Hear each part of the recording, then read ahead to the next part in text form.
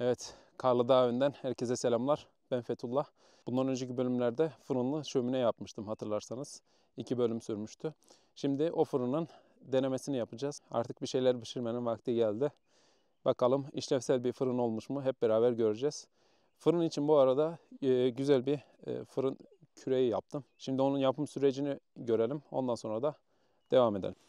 Evet, elimde şöyle bir çok güzel çınar ağacından bir parça var. Bunu daha önce bir doğrama tahtası için kesilmiş. Doğrama tahtası amaçlı kesilmiş. Ama ben bununla lahmacun için bir kürek, spatula tarzında bir fırın küreği yapacağım. Başlayalım. Şimdi silgiyle üstünü sileceğim. Ondan sonra altını sileceğim. Onun için bunlarla, çivilerle bir sabitlemem lazım bunu.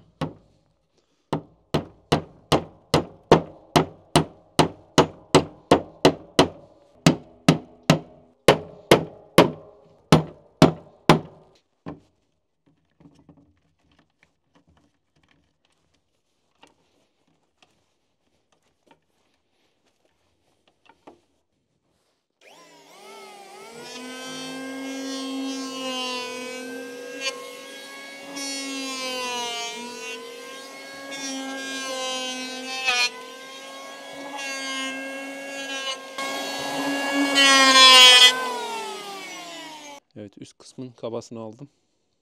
Şöyle bir incelikte oldu. Şimdi şu kısmı da biraz incelteceğim, kabasını alacağım. Şu sap kısmı biraz daha geniş olacak buraya göre. Şu alt kısmı biraz yüksek olacak tutmak için böyle. Şimdi şu tarafını biraz kabasını alalım bu tarafın.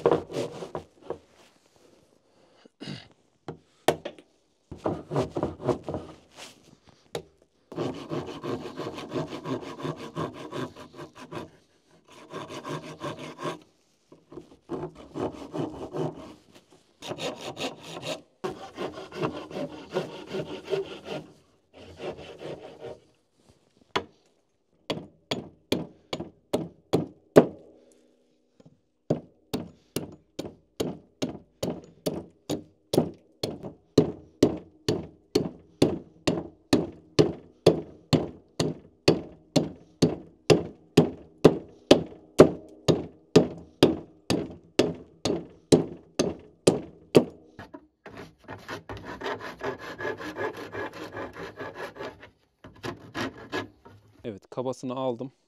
Şimdi biraz daha ince işçilik var. Bakın şu kısma kadar incelttim. Şöyle. Tabi burası en ince kısmı olacak. Şurası biraz daha kalın olacak. Onun için şu anki formu böyle. Şimdi el törpüsüyle sap kısmını halledeceğim.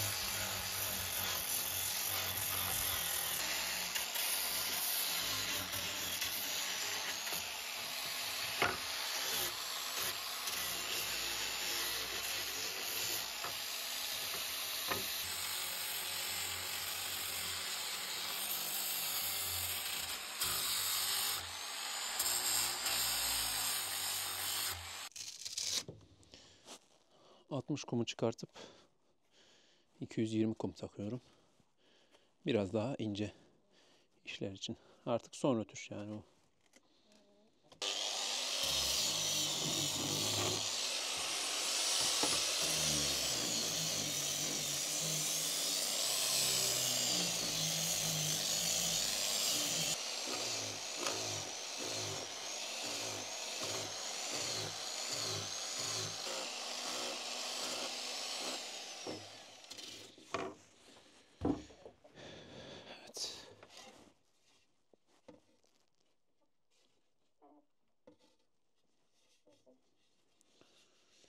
O alt kısmı bakın şöyle.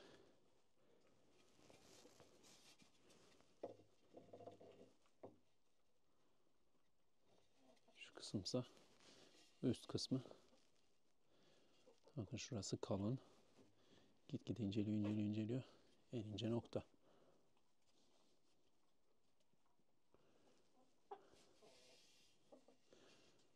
Evet.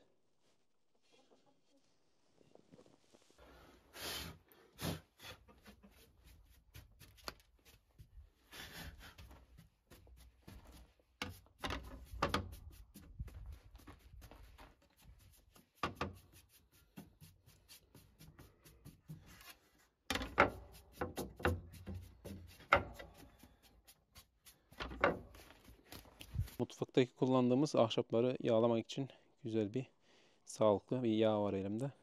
Onu kullanacağım.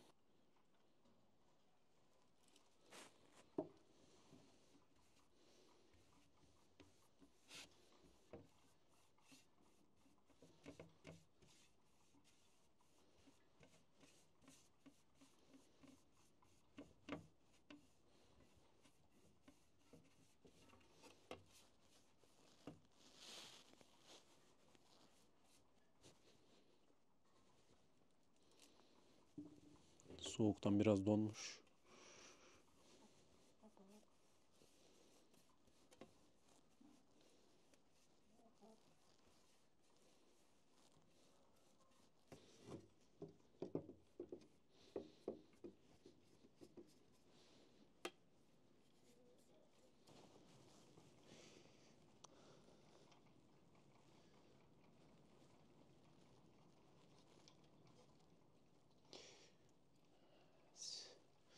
Şimdi bunu kurumaya bırakalım. Sonra kullanıma hazır. Evet, bu arada burası son haliyle kalmıştı. Biraz ortalık dağınık. Burayı hızlıca toparlayacağım. Sonra başlayalım.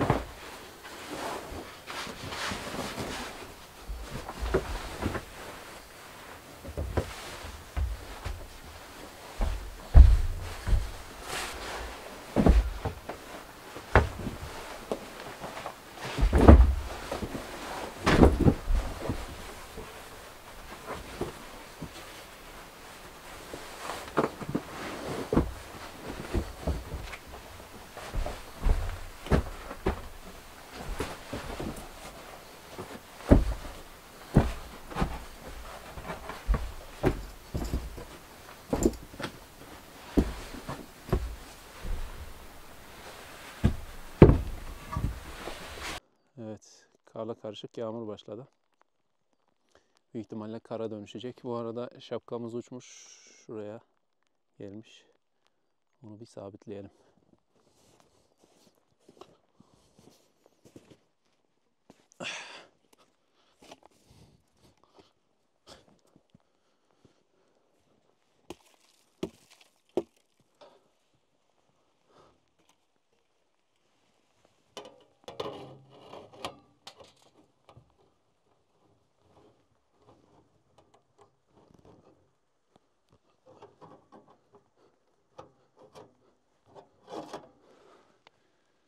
Evet. Şimdilik böyle kalsın. Daha sonra onu sağlamlaştırırım.